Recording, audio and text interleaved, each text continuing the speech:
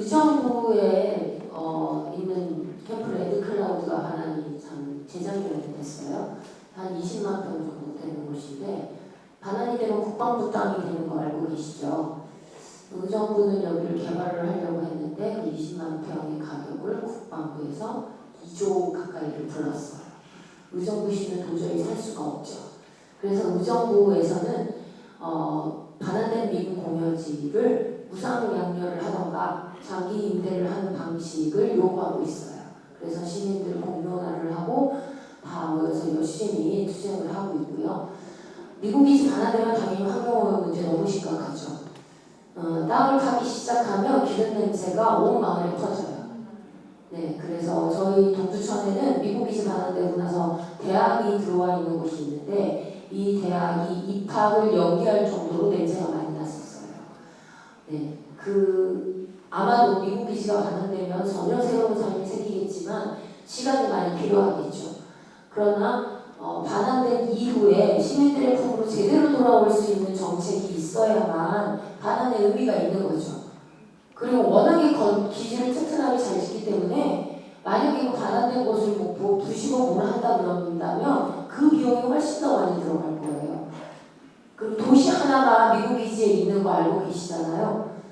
그 도시를 제대로 쓸 수 있는 방식이 정책이 나와야만 주한미군 기지 반환되고 나서 시민들이 제대로 쓸 수 있다고 생각해요. 그리고 미군이 왜 반환을 안 하는지는 미군에게 물어봐야죠. 저희 동두천 계속 반환해달라고 온 시민들이 요구하고 있어요. 근데 사실은 반환 안 된다는 걸 알고 있어요. 포천의 캠프 로드리게스라는 영평 사격장 올 3월에 훈련하다가 원폭사고 났던 폭탄 떨어진 곳 아시죠? 지난주에는 소총 탄환이 자동차에 날아들었어요. 거기가 동북아에서 제일 큰 훈련장이거든요. 지금 내륙에 있는 걸로는. 그 훈련장을 포기할 수가 없기 때문에 그리고 DMZ에서 너무 가깝기 때문에 반환하지 않는 거라고 생각해요. 네, 그렇습니다. 네, 반환되어서 좀 시민들이 편안하게 살 수 있는 세상이 오길 정말 바랍니다. 저 맨 처음에 하기 때문에 시간 너무 잘 지킵니다. 네, 됐습니다. 옆에다가 빼서문제예요. 저한테 질문이 두 가지였던 것 같아요. 동맹현대가 갖고 있는 문제점이 뭐냐 했는데 이거는 오늘 기지니까요. 기지적 관점에서 한번 보고 싶어요. 아까 말씀드렸지만 기지가 이제 출격 기지가 된다고 제가 말씀드렸지만 기지가 분명히 이제 평화의 공간으로 만들어야 되고 평화의 공간이 아니라 전쟁의 플랫폼이 돼버리는 거잖아요. 근데 중요한 것은 그렇게 출격 기지로 바뀌면서 한반도 방어가 아니라 뭐 인도 태평양의 출격 기지가 되면서 중요한 것은 한국의 동의 없이 아까 말씀드렸지만 이제 전략적 요능이라는 게 제가 이번에 제일 걱정되는 게 SCM에서 과거 2005년도 6년도의 노무현 대통령 때의 전략적 요능이라는 거는 사실은 뭐 한국하고 협의를 해서 뭐 내보내지 이렇게 약간의 그런 두리뭉실한 게 있었지만 이번에는 조금 더 명확하게 그 문제에 대해서 좀 명확하게 가져가요. 그런데 동맹화를 내세워서 오히려 주한미군의 활동법을 되게 공식화시킬 가능성이 많다는 거예요. 그것은 뭐냐면 기지에 대한 혹시 옛날에 기억나세요? 트럼프가 기지 우리 주면 안 되고 그런 얘기 혹시 기억나시죠? 그거 다 없는 얘기 아니라고 생각해요. 그거는 굳이 기지를 넘어가지 않더라도 뭐 예를 들면 않더라도 그렇게 해서 전략적 유연성이라는 것을 동맹인단 시켜버린 순간 기지는 명목상으로 딱 뭐 행정상으로 뭐 미국 것이 아니더라도 거기 자율성을 갖고 있잖아요. 나오고 들어오는 게 되게 자연스러우니까 지금같이 여러분들이 활동하는 게 훨씬 더 줄어들 수 있어요. 훨씬 줄어들 수 있기 때문에 결국은 더 많은 더 멀리 가는 비행기나 이런 것들이 더 왔다 갔다 하게 되면 그만큼 기지의 오염성이라든가 또 안전이라든가 소음이라든가 더 많아지고 그러면 이제 결국은 그 공간 자체는 평화 공간이 안 되는 거죠. 그러니까 그런 측면에서 저는 기지적 차원에서 문제가 될 거라고 보고 그럼 왜 이런데도 불구하고 왜 이재명 정부는 동맹현대를 계속 가느냐? 저는 가장 큰 건 뭐냐? 사람의 문제가 첫 번째라고 봐요. 결국은 안보의 문제, 평화의 문제는 우리 국민 주권이라고 아무리 이야기한 거예요. 결국은 안보의 문제, 평화의 문제는 누가 하고 있느냐? 엘리트들이 주도하고 있잖아요. 엘리트가 주도가 아니고 여러분들이 주도하셔야 되고 우리 국민이 가셔야 돼요. 그러니까 엘리트가 주도하는 건 그들은 결국 동맹현대화를 관료 집단의 간섭, 이 그러니까 한미동맹이 마치 뭐랄까요 만병통치약같이 여전히 생각하고 있어요. 부산이 진보이든 보수이든 정권에 상관없다고 봅니다. 엘리트는 그렇게 생각할 수밖에 없고 두 번째는 저는 가장 무서운 게 이거예요. 지금 이번에 한미 정상회담의 결과물이 뭐냐면요. 소위 말해서 경제와 안보가 상품화 거래가 됐다고 생각해요. 한미 동맹이라는 것들을 이번에 재확인한 게 아니라 저는 이번에 한미 정상회담을 통해서 한미 동맹의 재확인이 아니라 한미 동맹을 재계약했다고 얘기합니다. 진짜요? 그러니까 이게 동맹이라는 개념, 그러니까 이런 것들을 상품화시키려고 했다는 그게 이제 거든요. 그래서 결국 세 번째는 뭐냐면 무서운 거예요. 겁장이들이에요. 이재명 정부도 뭐냐면 국내 정치적으로 국민의힘이나 보수 진영에서 깨끗거리는 것을 두려워하는 거죠. 그 표 생각하는 거예요. 여전히 안보 문제에 대해서는 대단히 보수적 프레임을 갖고 있고 국내 정치적 프레임 속에서 두려움을 갖고 있는 거예요. 내가 이걸 이렇게 해버리면 표 뺏기는 거 아닌가? 이런 그러니까 주체성 없는 이런 것들 때문에 이 세 가지 요인 때문에 동맹현대화라는 것에서 저는 벗어나지 못하고 있다고 생각합니다.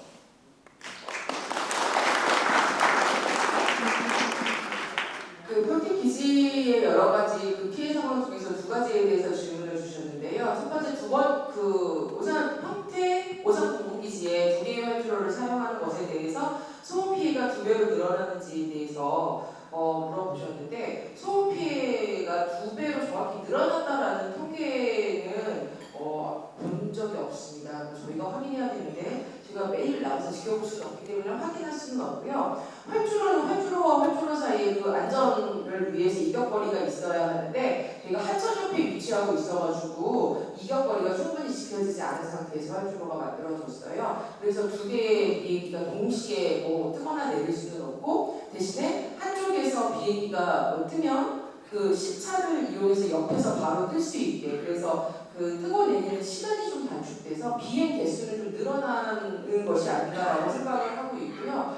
그래서 확실히 소음 피해가 커진 것은 수치적으로 확인할 수는 없지만 확실하다라고 이야기할 수 있고 그리고 소음 피해 지역이 평택시 전 지역, 시내권 전 지역에서도 그 비행기 소음으로 인해서 시내에 위치한 초등학교에서는 여름에 창문을 놓고 수업을 할 수 없는 그런 상황들이 점점 더 많이 발생을 하고 있습니다. 그래서 소음 피해가 심각해서 가고 있는 것은 사실이고 그리고 아까 하주희 변호사님 많은 소송에 다 그 관련이 되어 있다고 말씀을 하셨는데 제2활주로 지을 때도 평택에서 주민분들과 함께 소송을 진행했었고 저희가 승소하지는 못했지만 기지 내 시설을 지을 때 한국법에 의해서 환경영향 평가를 받아야 한다는 의미 있는 판결을 받아냈던 좀 그런 상황이 있었습니다. 그리고 두 번째 벼 피해에 대해서 질문을 해주셨었는데요. 기지의 불빛이 너무 밝아가지고 첫 번째는 벼가 생장이 이루어지지 않고요. 두 번째는 곤충들, 그 해충들이 날아들면서 농약을 많이 쳐야 되고 그런 여러 가지 피해 상황이 발생하는데 문제는 뭐냐면 농부들이 수확을 하면 이것을 등급을 매기고 등급에 따라서 가격을 받게 되잖아요. 그 전에는 가장 최상위 등급을 받았던 4등급 중에서 최상위 등급을 받았던 베테랑 농부셨는데 이 기지의 가로등 문제 이후에 왜 등급을 받은 거예요? 등급을 줄 수 없을 정도로. 그런데 이것은 그 부분만 따로가 아니라 밭 전체에 벼를 섞어서 했기 때문에 전체의 모든 벼가 등급의 판정을 받아서 크게 문제가 되었었고 이분이 지속적으로 미군에 민원을 제기했는데도 불구하고 미군 쪽에서 그 어떤 그 상황도 변화시키지 않고 수용하지 않아서 소송까지 이어졌습니다. 그래서 금액의 문제라기보다는 미군이 주민들에 대해서 불통하는 자세 그리고 주민들이 그것에 대해서 분노하여서 소송까지 진행하게 됐던 상황이었습니다.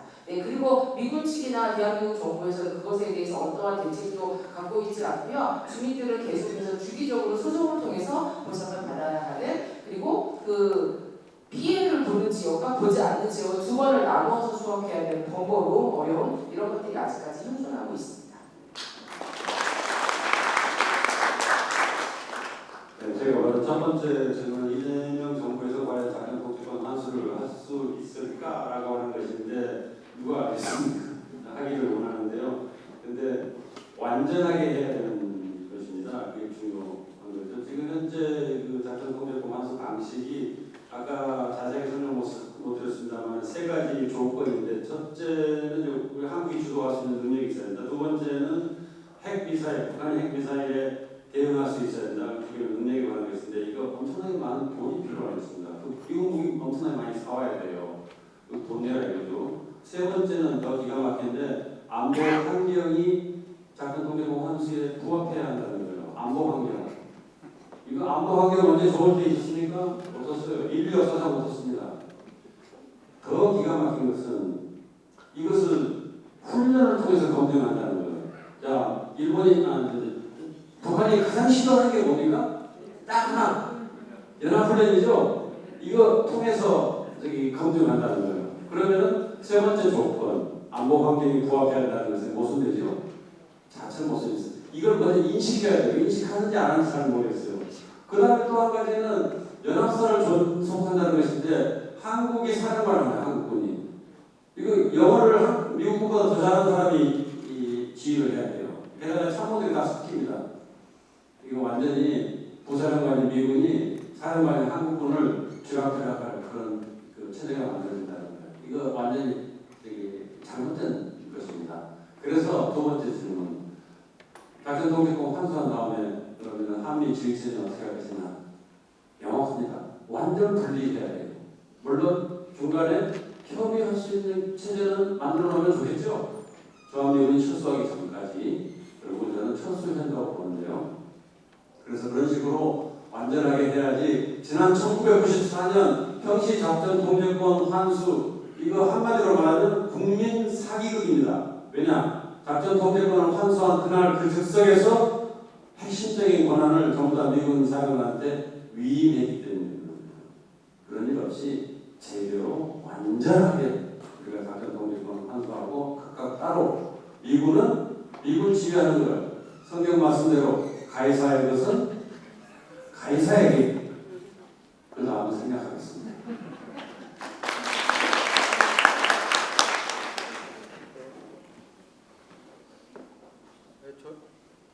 야, 나와. 예. 저는 세 가지 질문을 받았는데, 첫 번째가, 저쪽이 다 평택으로 갔으니까 당신의 동네 조용해졌어? 이 뜻인데, 정말 조용해졌었어요. 딱 내가 이런 질문이 올지 않았는데, 정말 미리, 갔다, 가자마자 다 떠났다고 날 바로 뚝방에 가서 북쪽 활동에 대해서 송치정을 했습니다. 꾸준히. 하루 동안 일주일 3일을 했었어요. 그랬더니 평소에 150회 정도 뜨던 비행기가 12회로 다 줄었어요. 평균적으로. 확 줄었었어요. 정확하게. 근데 지난주에 한국 육군 35사단 100년대에서 워리어 플랫폼 훈련이 있다. 부산 비행기 주변에서 있다. 그러더라고요. 그래서 또 그런 얘기 있으니까 차 타고 싹 돌았는데 전투기들이 엄청 많더라고요. 16이 아까 얘기했는데 5만 잡았던 것이었는데 그리고 나더니 막 지난주부터 엄청 시끄러워요. 왜 그랬더니 플레이그 훈련을 한다고 해서 온 것 같아요. 그러니까 지금 엄청 시끄럽습니다. 그래서 군산 비군기지가 전투기가 떠났는데 그들의 훈련기지 역할을 계속 할 거다. 다른 어떤 형태로든지 활성화돼 어떻게 보면 더 자유롭게 쓸 수 있는 훈련기지 역할을 할 거다라고 보고 있고요. 그 다음에 아파치 헬기 부대가 부식 장악을 했습니다. 북한에. 내가 소비에트 뱅치와 그것도 내가 도전기지를 미리 해놨었어. 그러니까 답변을 받았어요. 그거에 대해서. 도전기지에다가 이 헬기가 미군의 아파치 헬기가 거기 떨어졌는데 당신들은 어떠한 조치를 받았는가, 어떠한 홍보를 받았는가. 이 미군의 아파치 헬기가 비행기들이 항공 안전을 너희는 알고 있는가라는 질문을 했었어요. 하나도 모른다. 피해가 얼만큼인지도 모르고 그 비행기가 어디를 갔다 어떻게 하다 거기 도시장했는지도 모르고 아무것도 모른다라는 거예요. 그러니까 전라도 특별자치제지만 도민의 시민의 안정성들에 대해서는 전혀 책임지지 않고 있다는 거죠. 미국기가 있음에도 특별한 전담 부서도 없다가 정식적인 가겠습니까? 그런 거고 마지막 F-35는 언제쯤 했을 거냐? 아까 말씀드렸잖아요. 2029년 뒤에 가능하다. 제가 소개해드리는 거 잘 하고 있어요.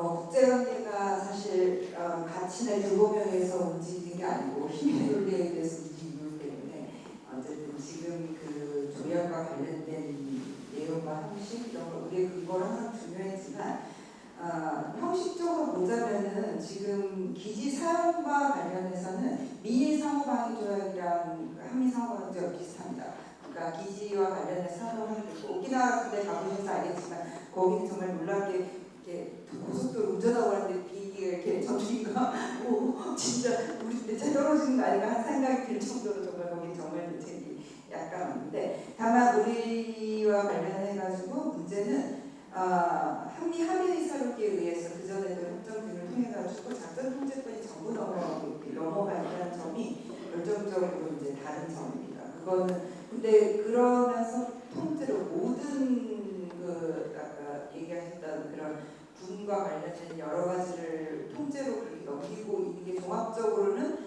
방위조약 자체에서라기보다는 작전 통제권을 넘김으로 인해서 전체적으로 그렇게 되고 있는 거는 많지 않습니다. 다들 형식적으로는 다 유지하고 있습니다. 미군 그거랑 이렇게 하고 있고 아까 말씀드린 것처럼 나토 같은 경우는 어쨌든 자동 개입입니다. 이거 집단 방어 때문에 무슨 일이 생기면 자동 개입하는 걸로 무력도 쓸 수 있는 걸로 이렇게 되어 있습니다. 그렇기 때문에 이제 러시아 우크라이나가 복잡하고 막 그런 거고요. 우리는 그런 조문은 없지만 아까 미국은 계속 뭐든지 협의하도록 하는 조문을 활용해가지고 이게 국회 논의가 필요합니다. 우리 정부도 마찬가지죠. 이게 그냥 선언에 불과한 것이기 때문에 전략적 유효성 같은 게 그냥 의무가 없고 구속력 없는 선언에 불과한 거기 때문에 동의 안 받아도 된다. 이렇게 하고 그때 넘어갔던 거였거든요. 그러니까 결국에는 어쨌든 한미 상호방위 조약에서 한국 방위로 명확하게 해놨다는 거를 우리가 계속 강조할 필요는 충분하다. 미일 상호방위 조약에는 일본 방위뿐만 아니고 극동의 평화라는 말이 있습니다. 그러니까 일본은 우리보다 훨씬 더 넓게 당연히 이제 할 수 있게 돼 있기 때문에 우리는 명확하고 한국 방위라는 점은 정부가 계속 강조했다는 거기 때문에 그 점이 우리한테 가장 큰 무기가 될 수 있지 않을까 이런 생각이 들고요. 아까 예산 사용 관련해서 국방수권법 자체가 매년 의회 승인받는 지금 승인된 건 아닙니다. 저거 아직까지 통과된 건 아닌데요. 그러니까 미국 군부나 기본적으로 오랫동안 안보 이런 거 주력표현을 하는 사람들은 이걸 해줄 생각이 없다는 걸 표현한 거죠. 트럼프가 적당히 해달라니까 그걸 표현한 것이기 때문에 참 쉽지 않다. 미국은 이 패권을 그냥 그렇게 넘길 생각은 전혀 없고 그렇다면 우리는 무엇을 할 것인가에 대해서 아주 많은 고민을 해야 되고 예산은 뭐 쓰면 미국이 지금 관세 그것도 미뤄놨는데 그냥 막 하는 거잖아. 하고 나서 나중에 하는 거야 뭐 소용없는데 트럼프가 그 예산은 그렇게 쓸 수 없을 겁니다. 예산은 미국은 엄청나게 의회 통제가 확고하기 때문에 뭐 내년에 혹시 다르게 생각해서 예산 국회가 미국 의회가 다르게 법을 만들지 않는 한 뭐 변화는 크게 없을 거라는 생각이 듭니다. 네, 고맙습니다. 55 목창과 8부에 대해서 좀 추가 질문해 주셨는데요. 55 목창 같은 경우에는 그것을 이전하는 분들이 있었어요. 지금도 하고 있고요. 가장 이전하자고 하는 목소리가 높았던 때가 2013년입니다. 왜냐하면 그때 부산이 엑스포를 추진하고 있습니다. 여기 부산역부터 해서 55 목창, 8부대 이르기까지 이 해안선이 다 엑스포 부지였습니다. 그래서 55 목창과 8부대를 이전하는 문제는 부산시에서 사활적인 문제였는데요. 2023년 2월달경에 먼저 국제신문 기사로 들렸습니다. 이전한다는 식으로. 그래가지고 국토에서 논란이 된 적이 있었어요. 근데 그 당시에 미국이 어떤 조치를 취했느냐, 담을 새로 만들었어요. 지금 가서 보시면 예쁘게 담장이 만들어져 있는데요. 그 전까지는 소위 80년대 보루프, 아예 색칠로 되어 있지 않은 보루프로 되어 있는 담벼락이었어요. 근데 그것이 그 논란이 있은 직후에 바로 담벼락을 새로 단장해가지고 꽃단장을 해놨습니다. 그걸 봤을 때 미국은 전혀 이전할 계획이 없다. 그리고 부산시와 협상 과정에 어떤 얘기가 있었냐면 이전 비용 2조 원을 요구했습니다. 부산시 2조 원 주고 나면 지금 저희 이번에 트럼프가 느낀 것처럼 다 끊기고 부산시는 그냥 파산해야 됩니다. 그래서 아예 이전할 계획이 없다는 것으로 확인할 수 있을 것 같아요. 그리고 그 8부 같은 경우는 2017년도에 세계적 시설이 들어온 것으로 파악하고 있는데요. 2017년이라는 그 연도가 중요합니다. 2017년에는 북미 간의 전쟁 직전까지 알렸습니다. 트럼프가 북한을 완전히 파괴해버리겠다고 얘기하고 극한의 전쟁이 있었을 텐데요. 그 전에 어떤 사건이 있었냐 돌아보면은 판전교 사건 2015년도에 있었죠. 가을에 그게 일어났었는데 2017년도에 전쟁기가 있었다면 그 전까지 그 전쟁을 준비하기 위해서 미국이 어떤 조치를 취했는가를 역으로 생각해 보면 탄저빈 사건도 이해가 되는 거예요. 왜 한국에 와서 탄저빈 시험을 했겠느냐. 그렇죠. 세균전이라고 하는 것이 준비하고 있습니다. 왜냐하면 해를 갖고 있는 나라와도 전쟁을 하겠다는 것이 이미 오래전부터 미국이 계획하고 있었습니다. 지금은 대리전쟁이라고 하는 것으로 수행하고 있지만 여러 가지 가능성 중에 직접 전쟁을 해야 되는 순간이 맞닥뜨려졌을 때 어떻게 적을 제압할 것인가, 거기에서 적에게 어떤 공포를 줄 것인가를 봤을 때 세균전은 매우 값싸고 매우 증거도 남지 않은 유력한 무기가 됩니다. 그렇기 때문에 세균전을 수행해야 되는데 세균전의 문제는 뭐겠습니까? 우리도 피해 있는 거예요. 그죠? 세균전 하는 순간 그 세균이 뭐 전만 찾아가는 건 아니지 않습니까? 우리를 보호하기 위해서는 우리가 세균이 어디 있는지 알아야 하고 그 세균을 피해야 하고 세균에 감염됐을 때 백신을 맞아야 돼요. 그래서 미국들한테 백신도 맞추고 지금 세균 시설을 2026년까지 전국에 있는 주한미군기지에 다 건설한다는 게 목표입니다. 내년이죠. 내년 되면 주한미군기지에 세균전 시설과 관련된 게 다 설치될 거예요. 그러려면 세균전에 걸리더라도 주한미군은 살아남을 수 있습니다. 우리나라 사람은 다 죽습니다. 그래서 트럼프가 2017년도에 전쟁이 나도 그쪽에 수천 명이 죽지 우리는 안 죽는다 이 얘기를 하고 있습니다. 그래서 세균 시설과 관련된 부분은 여전히 팔군데 존재하고 있고 전국에 있는 주한미군기지로 2026년까지 완비될 것입니다. 그렇다면 이러한 세균전 시설을 포함한 미군 시설을 어떻게 없앨 거냐? 저희 몇십만 명 서명받아가지고 운동을 해봤는데요. 이건 전국에 있는 미군 기지가 다 함께 철거되지 않는 한 또는 한 군데에 있는 미군 기지가 미군의 어떤 수세에 빠진 미군에 의해서 철거될 일은 없을 것이다 라는 것이 그 당시에 우리의 결론이었고요. 전국의 미군 기지를 폐쇄할 수 있을 때까지 저희가 함께 이동과 싸워야 될 것 같습니다. 감사합니다. 저는 오늘 토론회를 좀 정리하면서요, 우리 평화연구소가 앞으로 무엇을 고민하고 있고 무엇을 하려고 하는가 짧게 말씀드리고 오늘 토론회 마치는 것으로 하겠습니다. 미군 기지와 동맹현대화 이대로 좋은가 안 되겠는데 라는 것을 좀 확인하는 이런 시간이 아니었을까 싶습니다. 그리고 이재명 정부가 좀 이 문제를 해결할 수 있을까? 안 될 것 같은데 라는 것 또한 확인하는 시간이지 않았을까 싶습니다. 결국 그러면은요, 우리들이 해야 하는 것이 아닐까 이런 것을 확인하는 시간이었다고 생각을 합니다. 아는 만큼 보이고 보이는 만큼 행동하는 것이 저는 사람들의 심리라고 생각을 합니다. 따라서요, 저희 연구소에서는요, 특히나 이제 내년까지는 세 가지에 좀 주목하려고 합니다. 첫 번째로는 주한미군의 군사 구조를 좀 낱낱이 파헤쳐 보려고 합니다. 구조를 보면은요, 한미 관계의 종속성이 드러납니다. 두 번째, 오늘 다루었던 것처럼 미군 기지를 좀 더 깊이 파헤쳐 보려고 합니다. 미군 기지를 파헤치면은요, 현재 변화되고 있는 주한미군의 역할이 드러난다고 생각을 합니다. 그리고 최근 김준영 의원도 국회에서 한번 얘기를 했었던 것처럼 동맹 비용이 점점 드러나고 있죠. 하지만 훨씬 더 많은, 아직까지 우리 사회에 드러나지 않은 한미동맹으로 인해서 우리가 지불해야 되는 엄청난 비용들이요, 배일에 가려져 있습니다. 이런 것들을 좀 드러내는 연구활동들을 저희들이 하려고 합니다. 그래서 이것의 결과로서요, 내년도에 포부를 밝히는 겁니다. 주한미군 백서를 만들어 볼 생각입니다. 아마 오늘 주한미군 기지 전도를 보시는 분들 계실 거라고 생각합니다. 이것이 그 사전 작업이었다고 한다면요, 구조와 기지와 비용을 전면적으로 드러내는 주한미군 기지 백서를 만들어 볼 생각입니다. 어떻습니까? 괜찮습니까? 네. 그래서 이 기지 백서는요, 연구소만 할 수 없는 일입니다. 우리 오늘 발표해 주셨던 우리 기지 활동가 선생님들, 전문가 선생님들, 그리고 우리 모든 평화와 자주와 통일을 바라는 우리 모든 우리 국민들, 특히나 평화 넘어 우리 회원님들과 함께 만들어 가고 싶고, 그래야지만 만들어질 수 있는 것이 아닐까 생각을 합니다. 오늘 이 마음 같이 모아내는 것으로 해서요, 오늘 기념 토론회 여러분들의 뜨거운 박수